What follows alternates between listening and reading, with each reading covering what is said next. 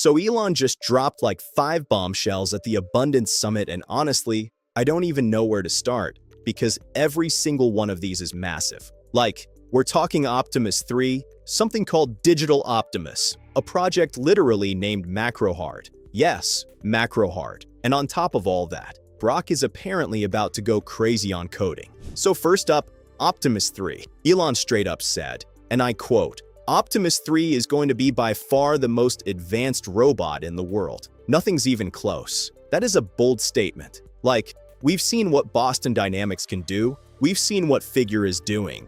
We've seen all these humanoid robot companies popping up left and right. And Elon is sitting there saying nobody is even in the same conversation as Optimus 3. And here's the thing. He's not just talking about it like it's some far-off dream. He said they are in the final stages of completing it. Production starts this summer. Now, it's going to be slow volume at first, which makes sense, right? You don't just flip a switch and pump out 1,000,000 robots. But by next summer, so summer 2027, he's saying high volume production. And then, he casually drops that they're already working on the Optimus 4 design. Optimus 3 isn't even out yet, and you're already thinking about version 4? But that's kind of how Tesla operates, right? They don't wait, they just keep pushing. And if you think about the jump from Optimus Gen 1 to Gen 2, that was insane. Gen 1 was basically walking around like it had somewhere to be, but didn't know where. Gen 2 was actually doing tasks, moving smoothly, picking things up. So if Gen 3 is as big of a leap as they're saying,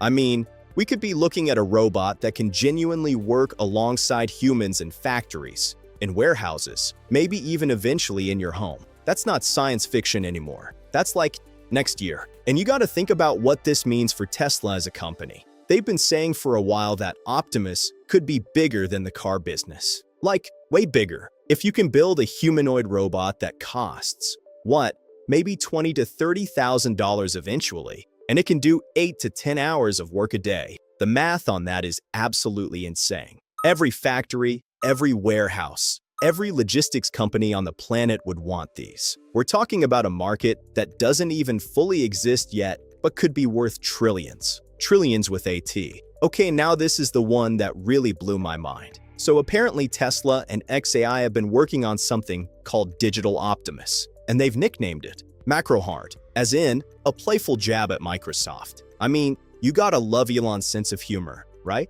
They literally painted the word Macrohard on the roof of their training cluster. That's hilarious. But jokes aside, what this actually is kind of terrifying in the best way possible. So here's how it works. Digital Optimus uses Grok, xAI's AI model, as the brain, the high-level thinker. Grok is like the navigator. It understands the big picture, it knows what needs to happen. And then Digital Optimus is the one actually doing the work. It's processing real-time video of what's on a computer screen, the last 5 seconds of it, and it's controlling the keyboard and mouse to get things done. So think about it like this. Elon actually used a really good analogy. He said Grok is like System 2 thinking. That's the deep, analytical part of your brain. And Digital Optimus is System 1. That's the fast, instinctive part. So Grok thinks about what needs to happen, and Digital Optimus just does it, instantly, in real time. And the crazy part? This runs on Tesla's AI 4 hardware, which costs like $650. $650. You pair that with some cloud compute from xAI's side, and you've got a system that can literally sit at a computer and do work,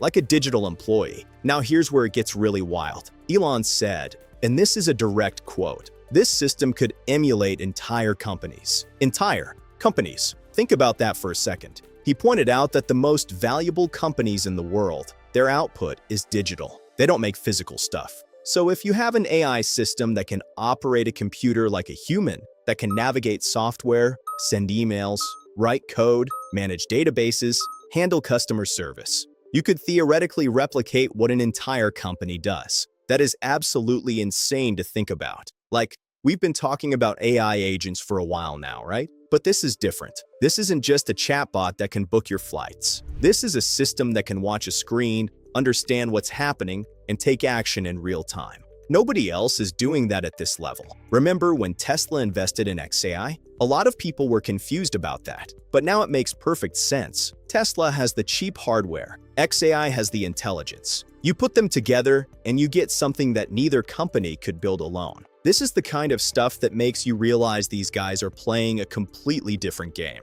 And speaking of XAI, Elon also talked about Grok's coding abilities. He was pretty honest about it actually. He said Grok is currently behind in coding compared to the competition. And he was late to the event because he was literally in an all-hands meeting about coding, going through everything they need to do to catch up and pass the other models. He said they should get there by the middle of this year. So by mid-2026, Elon is saying Grok will be the best coding AI out there. And knowing how competitive he is, this is the guy who was like 2 hours late to a summit because he was in a coding meeting.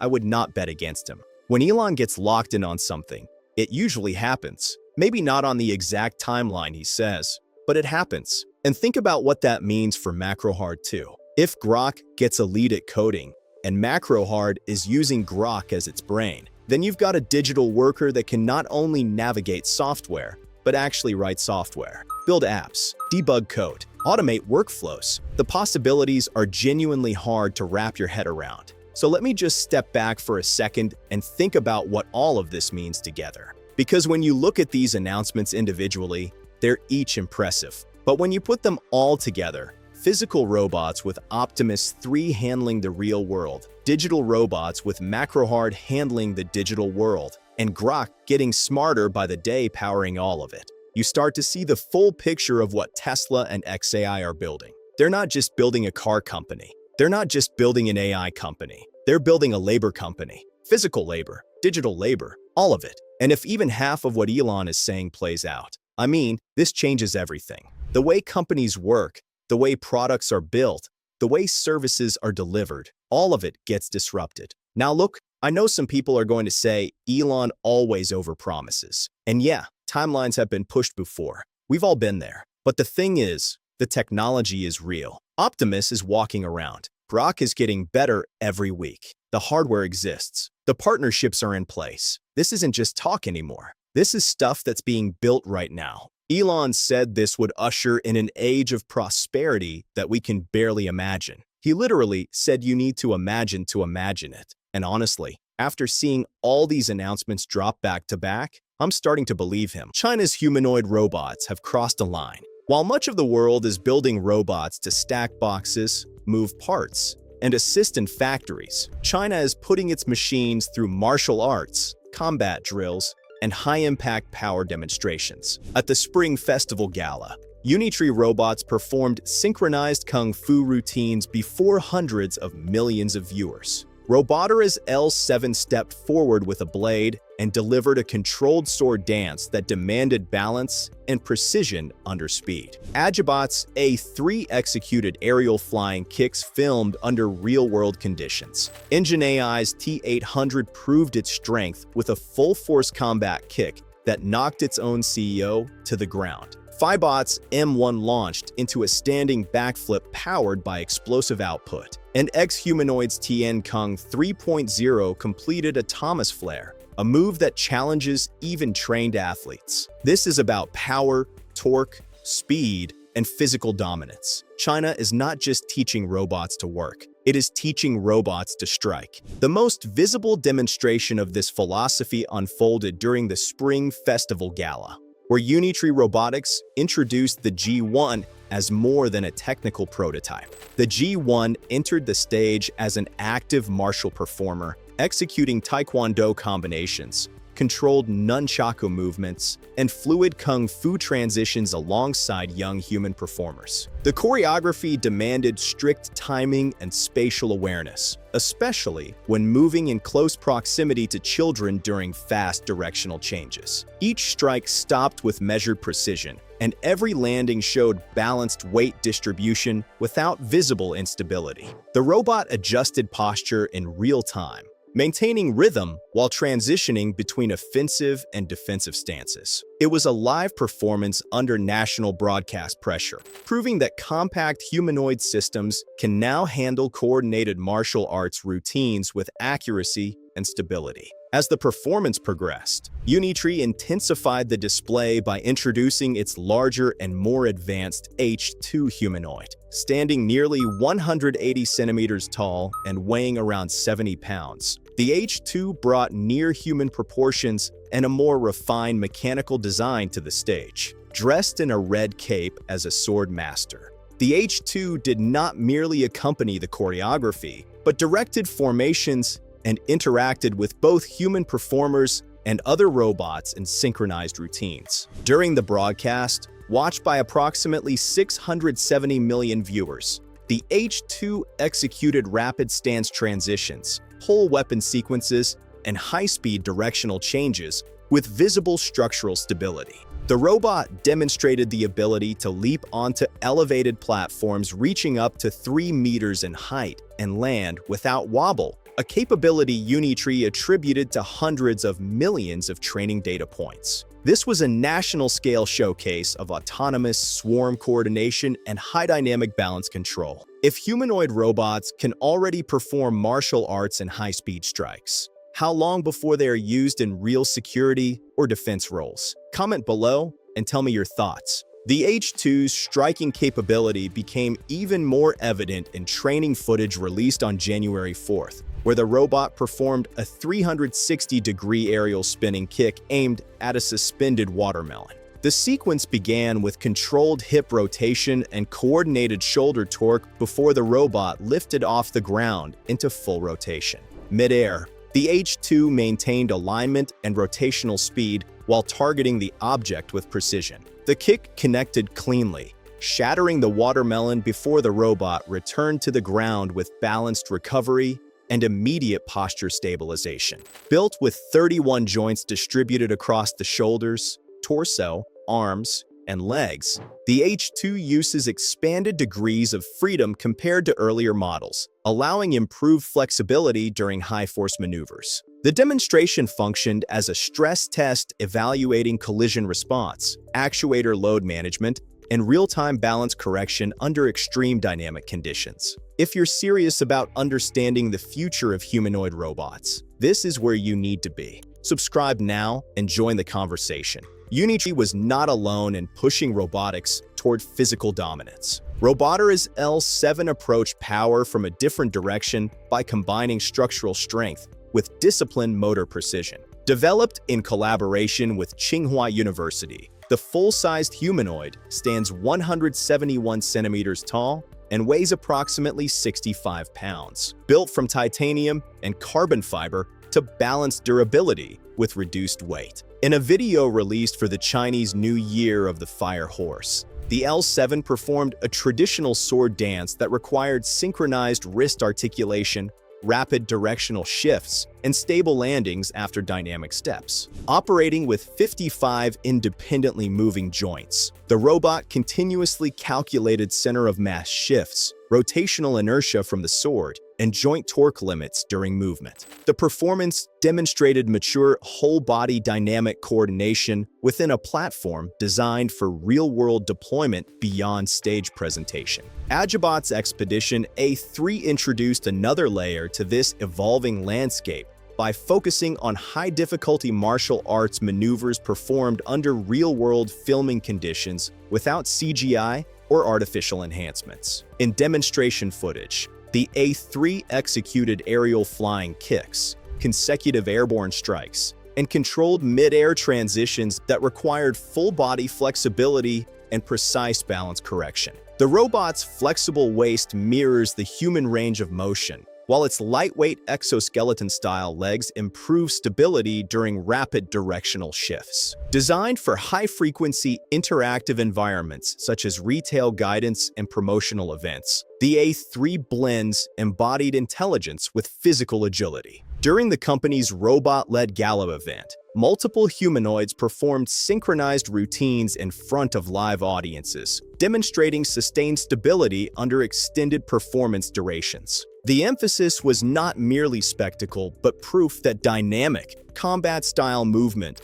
can now operate reliably within deployable humanoid systems. Engine AI presented one of the most controversial and attention-grabbing demonstrations at CES 2026, where the company introduced its full-scale 800 humanoid as a high-performance embodied intelligence platform. Unlike competitors focused on logistics, Engine AI positioned the T800 with a combat-ready image, emphasizing high dynamic output and physical authority. The robot features a fully integrated high-torque joint system capable of delivering extreme rotational force for running, martial arts, and high-speed strikes. To counter skepticism over earlier footage, the company released a controlled studio video showing the T800 delivering a forceful kick that safely knocked its own CEO to the ground. Filmed without stylized effects, the demonstration emphasized real impact, load transfer,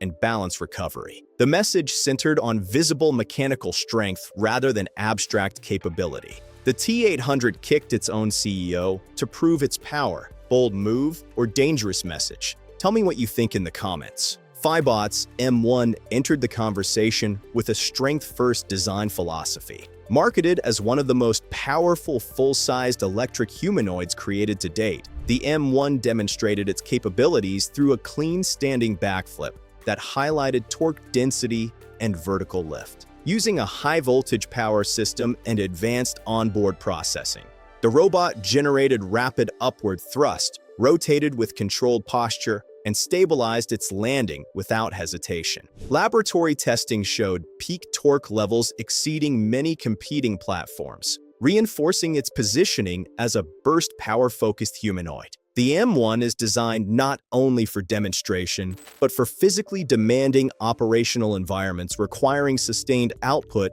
and load capacity. Ex-Humanoid's Tien Kung 3.0 delivered a milestone in embodied intelligence by becoming the first full-scale humanoid to complete a Thomas flare. The maneuver required supporting full body weight on alternating arms while rotating both legs in continuous arcs, demanding sustained torque, shoulder stability, and high-speed balance correction. Powered by the WISE Kaiwu embodied AI platform, the robot used predictive world modeling and hierarchical motion planning to simulate outcomes before execution. The successful performance demonstrated synchronized multi-joint control under extreme dynamic load, signaling that full-body athletic movement is becoming achievable within practical humanoid platforms. China is clearly pushing humanoid robots towards strength and dynamic motion. Should other countries follow the same direction? Comment below and let me know. Taken together,